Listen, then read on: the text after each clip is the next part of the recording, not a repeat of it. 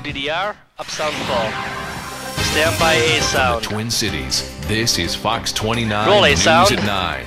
A daycare worker is charged with the death of a baby she was caring for. A man is struck by a bullet on this Lake Elmo beach. Now authorities are trying to figure out where it came from. I'm Liz Brummond. I'll have that story coming up. First on Fox, the hottest day in 6 years. And some Twin Cities residents and businesses spend it without power and without AC.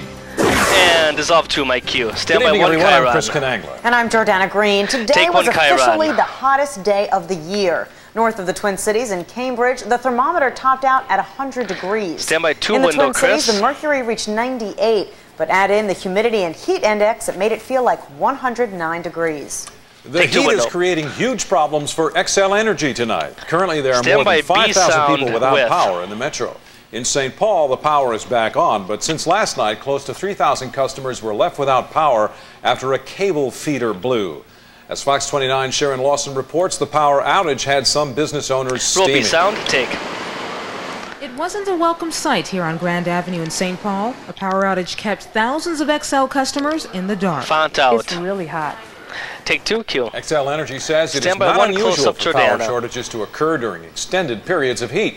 So officials there are asking you to help out by conserving energy during hot days like today. Take 1. Still kind of warm and humid outside, Stand by 3, chroma key. Hopefully that won't be the case with his forever. name. We're looking for some relief. We'll spell it any way we can get it. Let's get details from Carl Spring in the Weather Lab. Carl? Yeah, hi there, guys. You know what? It has been awfully hot out there, but there's a huge cool down coming, courtesy of the Canadian Air Mass. I can start to see things happening up here. It's really getting dry up here and cooler as well. As some cool air is punched down from the north.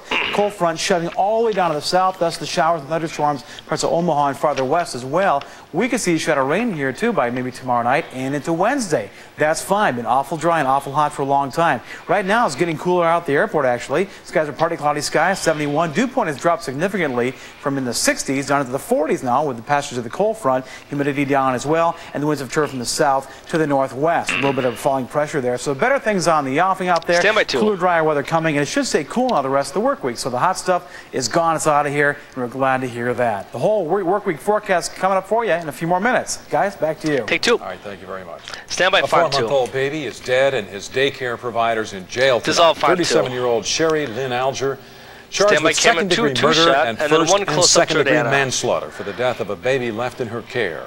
He was rushed unresponsive to the hospital from her Victoria home July 3rd. He remained unresponsive through today when he died. There were no apparent external injuries. Federal authorities have fined a Minnesota bus company nearly $19,000 after investigating a Colorado bus crash involving Twin Cities students and chaperones. 45 teens from a young life group based in Burnsville were on the bus June 30th when it slid off a mountain highway and flipped onto its side. Several teens were seriously hurt. The U.S. Department of Transportation says the civil penalty against Minnesota City Bus Service Incorporated was the result of several safety violations. Colorado police also charged the driver with 45 counts of careless driving causing injury. Take 2. Good news if you're a Twins fan. The team for the first time in years is adding to its payroll in an effort to make a postseason run.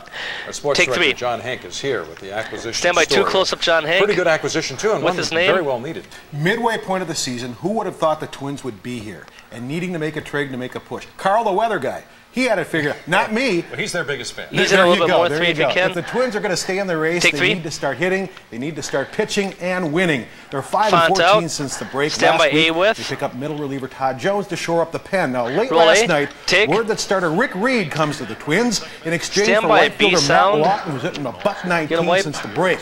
What's notable about this is Reed's contract with the Mets. The Twins are willing to assume he's in the first year of a deal worth almost $22 million. What's more, the Twins' payroll, which began the season around $24 million, lowest in baseball, is now at $30 million. The Twins are spending money. Here is GM Terry Ryan. Will be sound. Wipe. This is the first time I think at any trade deadline that I felt like a general manager that can do some things that I don't have to be handcuffed. Certainly grateful for ownership to allow us to go out and do a few things.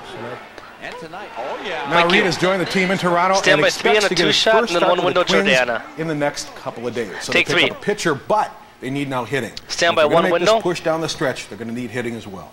I guess we can give thanks to ownership, as they say. Carl Pohlad. Mr. Pohlad.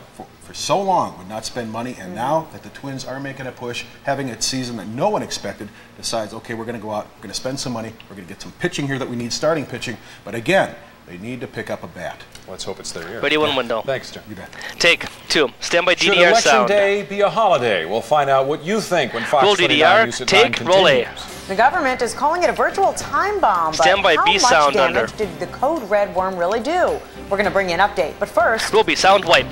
They couldn't give it away years ago, Stand by but now font people are 1 paying for the menu. big bucks for some of this compost. What's really in it? Pizza boxes, bagels, Christmas trees? That and much start more. your animation. The story's coming up. Dissolve font 1. Music up. And fade to black.